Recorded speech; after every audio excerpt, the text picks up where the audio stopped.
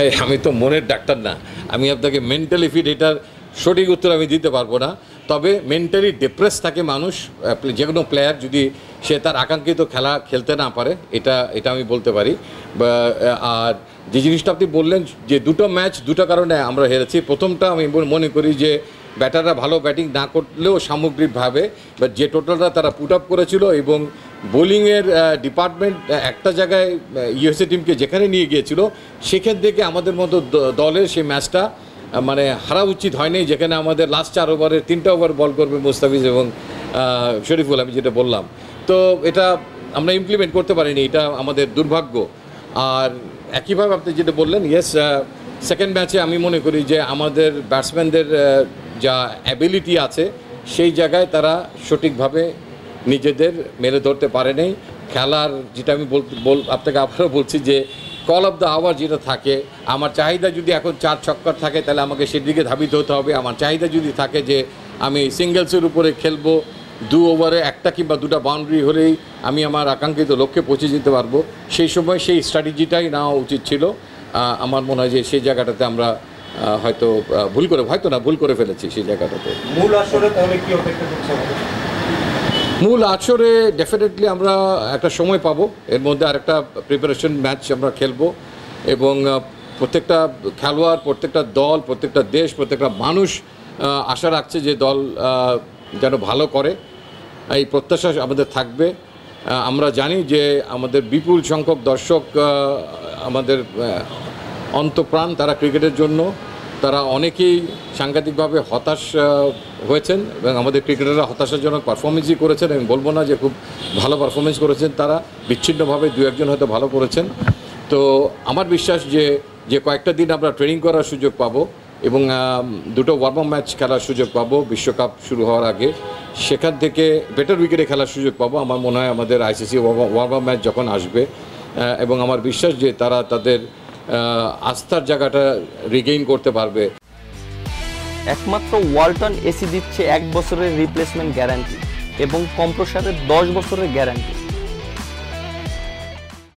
As long কেউ হয়তো out হয়ে যেতে পারে, কারোর ফর্ম হয়তো যথেষ্ট ভালো নাও হতে পারে, কিন্তু আস্থার জায়গাটা আমার মনে হয় তারা রিগেইন করতে পারবে এই অনুশীলন এবং এই পরবর্তী 2টো ম্যাচ। যদিও প্রতিপক্ষ একটা ভারত অনেক শক্তিশালী দল, তারপর আমার মনে হয় যে 2টা ভেন্যুতে আমরা আমাদের ওয়ার্ল্ড কাপের খেলা খেলবো যুক্তরাষ্ট্রে, সেই 2টো ভেন্যুতে আমরা কিন্তু ওয়ার্ম আপ ম্যাচ খেলার সুযোগ পাবো এবং ওই 2টা ভেন্যু ডেফিনেটলি এই ভেন্যু উইকেটের থেকে আরও অনেক বেটার উইকেট হবে। কারণ একই মাঠে আমি জানি না কবে আমরা একই পিচের মধ্যে 3টা ম্যাচ খেলেছি উইদিন জাস্ট 21 to 25, 5 দিনের মধ্যে। এটা একটা সাইকোলজিক্যাল প্রেশার হলেও হতে পারে ব্যাটসম্যানদের জন্য, বিকজ উইকেট কন্টিনিউয়াসলি স্লোয়ারই হয়, মানে একই উইকেটে যদি আপনি 5 দিনে 3টা ম্যাচ খেলেন। ওকে রিফাত, আপনি তো বলছেন যে প্লেয়ারদের মেন্টাল একটা প্রেশার হতে পারে। আমাদের যখন কিন্তু টপ করে যারা ব্যাটসম্যান হচ্ছে ওরা কিন্তু প্রুভেন প্লেয়ার, আর ওরা হয়তো মেন্টালি হতে পারে থাকতে পারে। আমরা যে কোনো সময় দেখি যে একটা প্লেয়াররা যখন খারাপ খেলে তখন মেন্টালি আমরা তাদেরকে সাপোর্ট করার মতো কোনো কিছু আনুষ্ঠানিক পাই না। যে কোনো জায়গাটা যাওয়ার আগে বিসিবি থেকে আনুষ্ঠানিকভাবে যে মেন্টালি মনোবিদ দেখা হতো, যেটা বললেন যে এই ধরনের সিস্টেমকে রাখা উচিত কিনা, কারণ আমরা কিন্তু কম দেখি না। এটা অনেক দলই রাখে পৃথিবীতে, সেটা সেই সেশন থাকলে মন্দ না। ইতিপূর্বে আমি দেখেছি যে এর আগে মনোবিদরা কাজ করেছেন আমাদের জাতীয় দলের খেলোয়াড়দের সঙ্গে, তো এটা থাকলে মন্দ না, আমি কখনোই বলবো না যে এটা খারাপ। আর আপনি যে কথাটা বললেন যে নতুন বলে যারা খেলে তারা কিন্তু সবচেয়ে বেশি চ্যালেঞ্জটা ফেস করে, কারণ একটা মিডল অর্ডারের ব্যাটসম্যান যখন যায় তখন আপনি জানেন ফিল্ডিংটা ওয়াইড হয়ে যাচ্ছে, আর যখন নতুন বলে তখন বলের শাইন, বলের মুভমেন্ট আপনি দেখেছেন, আমাদের শরীফুলও মুভমেন্ট পেয়েছে। তো নতুন বলে কিন্তু 2 দলের বোলারই মুভমেন্ট পায়, তার উপর সিঙ্গলস নেওয়ার জায়গাটা খুব ক্ষীণ হয়ে যায়, 9 জন খেলোয়াড় ভেতরে থাকে, অন টপ খেলতে না পারলে একটু লো বাউন্স উইকেটে এটা একটা প্রবলেম হয়ে যায়।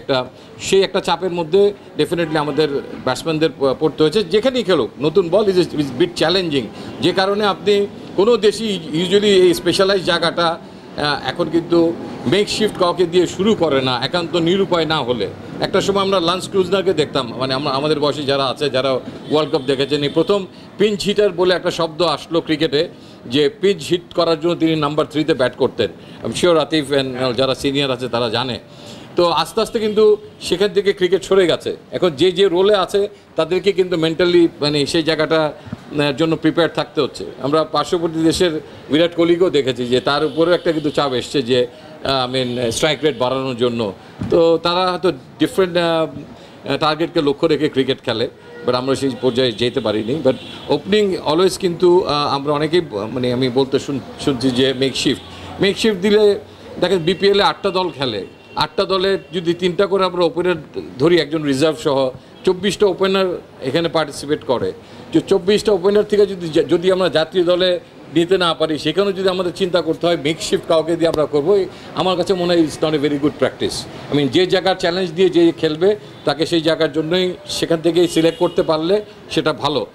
মানে সব নিয়মেরই ব্যতিক্রম আছে, কোনো না কোনো সময় সেটা হয়, বাট আমার মনে হয় ইউজুয়ালি এটা হওয়া উচিত না, গড়পড়তা এটা হওয়া উচিত না। তাসকিনের খবর আমাদেরকে আমাদের ফিজিও বাইজিৎ সাহেব জানিয়েছেন যে তার আরেকটা এমআরআই হয়েছে এবং এমআরআইতে তারা যে গতিতে তার আরোগ্য লাভের কথা চিন্তা করেছিলেন তার থেকে কিছুটা এগিয়েই আছে তাসকিন, কিছুটা বেটার রেসপন্ড তার। তো তারা আশাবাদী যে 30 তারিখ 31 তারিখ নাগাদ অ্যাসেসমেন্ট আবার করে হয়তো তিনি হালকাভাবে তার বোলিং অনুশীলন শুরু করবেন 1 তারিখ থেকে।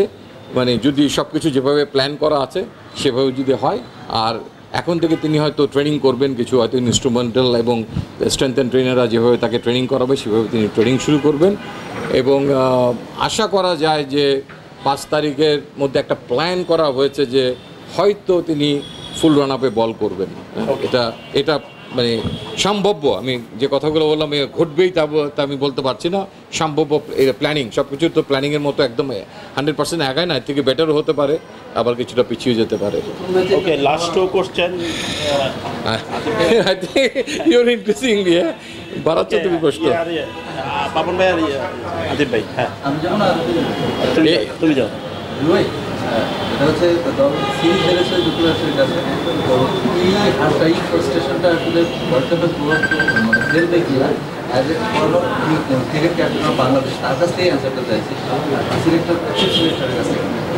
এনে আমি দাঁড়িয়ে আছি চিফ সিলেক্টরের ইয়েতে, কাট করা আমাকেই দাঁড় করেন না, মানে অসুবিধা কি না? এটা তো ডেফিনেটলি মানে এটা আমাদের মধ্যে তো মন খারাপ সবারই, যে আমরা কখনোই আশা করিনি যে আমাদের এই দলটাকে এরকম পরিস্থিতির মধ্যে দিয়ে এই সফরটা শুরু করতে হবে। বাট ইটস রিয়েলিটি, যেটা ঘটেছে। তো আমার মনে হয় যে আমাদের খেলাটা 7 তারিখে, তো কাজেই দিন 12 সময় থাকবে এই খেলা শেষ হওয়ার পরও।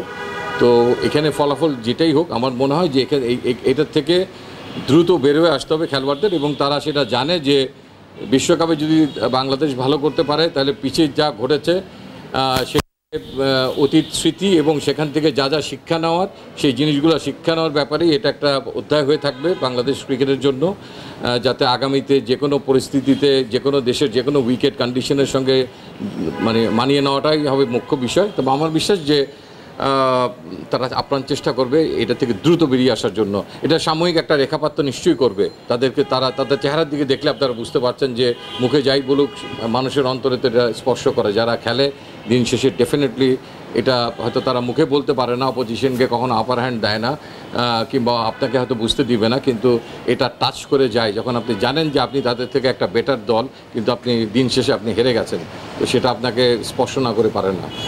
সেটা থেকে বেরোয় আসতে হবে প্রত্যেকে, সেই ব্যাপারে জানে যে তাদের মূল লক্ষ্যটা কি, মূল মিশনটা কি এই বিশ্বকাপে, সেটার জন্য তারা যেন সেই জায়গায় তাদের সেরাটা দিতে পারে। লাস্ট কোশ্চেন আদিব ভাই।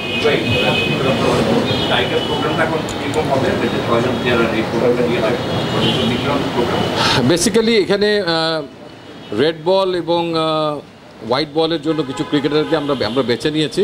স্পেশালি হোয়াইট বলটা হচ্ছে এই T20 বিশ্বকাপের জন্য একটা স্ট্যান্ড বাই স্কোয়াড, যেখানে উপরের দিকে এনামুল হক বিজয়কে রাখা হয়েছে, যদি লিটনের কোনো ক্রাইসিস হয় তাহলে যেন সেই উপরের দিকে যেতে পারে। নুরুল হাসান সোহানকে রাখা হয়েছে, যদি জাকির আলীর কোনো সমস্যা হয় তার জন্য ব্যাকআপ হিসাবে। এখানে সাইফুদ্দিনকেও রাখা হয়েছিল, দেন সেখানে খালিদ অল্টারনেটিভলি সাইফুদ্দিন 10 তারিখের পরে জয়েন করবে, so that he will be in our list as well, তার পাশাপাশি খালিদ। যেখানে ইমন আছে, নাসুম আছেন সেখানে, অ্যান্ড মেহেদি মিরাজ আছেন, থাকবেন সেখানে, যেটা আমি টুর্নামেন্টের আগে যেটা বলেছিলাম সেই আলোকে। অ্যান্ড আমরা নাসুমের কাছ থেকে একটা চিঠি পেয়েছি, তিনি ঢাকার 4-5 দিন করতে পারবেন না। তিনি জানিয়েছেন তিনি জন্ডিস রোগে আক্রান্ত ছিলেন, তো আমাদের মেডিকেল টিম সেটা দেখভাল করবেন এবং তারা মনে করলে তিনি হয়তো 1 তারিখ থেকে মানে সামনের মাসের শুরুতেই যে সিলেটের সেশনটা হবে সেখানে তিনি জয়েন করবেন। এবং আরেকটু আপনাদের গাতাতে জানিয়ে দিই যে তাইজুল আমাদের লেফট আর্ম স্পিনার, তিনিও কিন্তু তার যে ইঞ্জুরিটা হয়েছিল শ্রীলঙ্কার এগেনস্টে বাম পায়ের নিতে পিসিএলে, তো সেটার থেকে আমরা ভেবেছিলাম তিনি হয়তো রিকভার করেছেন, তাকে একটা ম্যাচ আমরা খেলতে দেখেছিলাম, 1 অথবা 2টা ম্যাচ হবে ডিপিএলে। বাট আমরা আমাদের ফিজিওর সঙ্গে আলাপ করে একটা ফিডব্যাক যেটা পেলাম, সেখানে আমাদের আশান্বিত হওয়ার মতো আসলে কিছু নাই। তিনি ব্যাক টু ম্যাচ দেওয়া হয়েছে অ্যারাউন্ড 13 তারিখ অফ জুলাই, সো অনেক লম্বা একটা ডেট। বাট তিনি আমাদের হয়তো দলের সঙ্গে পরবর্তী পর্যায়ে রিহ্যাব এবং ট্রেনিংয়ের পরবর্তী পর্যায়ে যোগ দিবেন। আমরা হয়তো এই দুজনের জন্য 2জন খেলোয়াড়কে হয়তো ইনক্লুড করে নিব যে দলটা ঘোষণা করা হয়েছে।